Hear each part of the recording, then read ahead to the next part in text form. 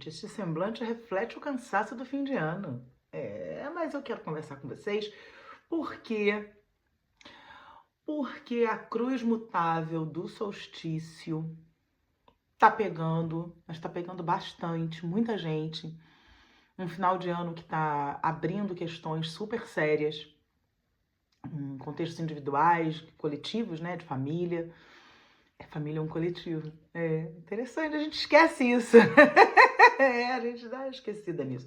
Então eu quero conversar um pouco sobre isso, porque é um final de ano, em termos astrológicos, que tem uma tipicidade e que tá mexendo com uma galera, né? Nem todo final de ano eu trabalho, esse final de ano tô aí direto, me botaram de plantão e conforme foi chegando, foram chegando os atendimentos de final de ano, eu fui entendendo cada vez melhor. Bom, solstício foi dia 21 de dezembro, vamos começar a explicar aqui e esmiuçar.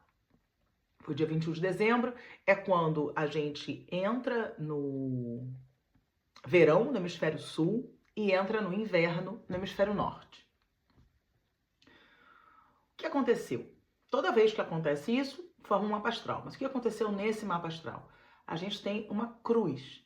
Quando forma uma cruz, significa que são 4 ângulos, igual um quadrado, e esse quadrado tem ali 4 quadraturas, mais as oposições, né? 2 oposições e 4 quadraturas. Então, é o aspecto de maior tensão que pode se constituir na astrologia. No caso dessa tensão, a gente está falando de uma tensão em signos mutáveis, ou seja, signos que trabalham a transição de uma estação para outra. Mas a estação não necessariamente literal. Uma transição de ciclagem, uma transição de ciclos. Então, vou pegar uma aguinha do chá. O que isso significa pra gente? Significa que estamos resgatando questões. Não vou entrar nos detalhes técnicos de astrologia, não. Eu vou direto para a interpretação, que eu acho que vai ser melhor. Estamos resgatando questões de comunicação, principalmente. Salve, salve, meu chakra laríngeo, delícia. Fiquei super rouca, super. A voz ainda tá engastalhada. Porque o chakra laríngeo, ele é responsável pela conexão do eu superior com a mente inferior. Então, aquilo que a nossa consciência já expandiu, já entendeu, ou já captou, mas ainda não assimilou, precisa descer pelo chakra da garganta para se espalhar pelas outras glândulas. Porque quando estamos falando de chakra, falando de chakras, estamos falando de glândula, quando a gente está falando dos 7 principais, tá? Se estamos falando de glândulas, para ter uma boa dicção com estas quadraturas, estamos falando de organismo. Gata garota, estamos falando de organismo. Então, gente, esse movimento, ele não é só uma energia que está passando em algum lugar, ele não é uma subjetividade ali que a gente não notou, não percebeu. É algo que está acontecendo nos nossos corpos, nos nossos organismos.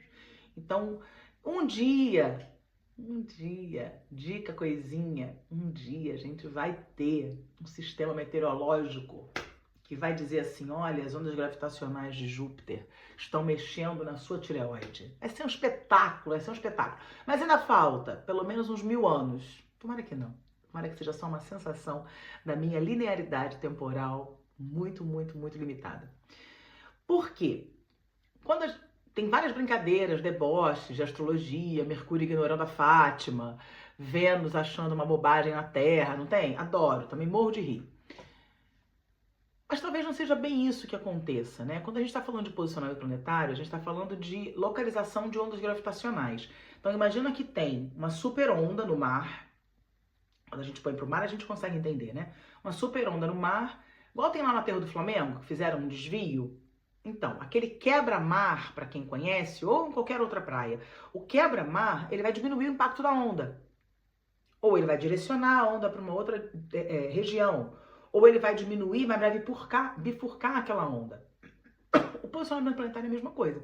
Aquela onda gravitacional que vinha assim, Júpiter em Gêmeos fez assim, retrogradou, fez assado, tá? Como a gente ainda não tem tecnologia avançada talvez a gente tenha ignorância e cegueira, que ainda não olham para isso, fica parecendo que é só uma bobagem lá em algum lugar. Eu não acredito que seja só uma bobagem em algum lugar, não, e faço questão sempre de pontuar quando é possível. Porque esses trânsitos, como esse agora, por exemplo, que aconteceu no sábado, eles vão trazer mudanças que impactam a gente, quer a gente queira ou não. É tipo, tá chovendo, não interessa se eu concordo. Como a gente ainda não entende como são esses trânsitos, ou seja, a nossa comunicação com o cosmo e Gaia ainda é muito deficitária, a gente acaba sofrendo um pouco mais. Essa cruz mutável, na minha interpretação, ela tá falando principalmente disso. Da nossa comunicação céu-terra, da nossa falta de noção de que somos seres natureza, de que estamos inseridos num contexto de um organismo vivo enorme. Esse organismo vivo enorme, que é Gaia, está inserido num outro tipo de sistema também vivo.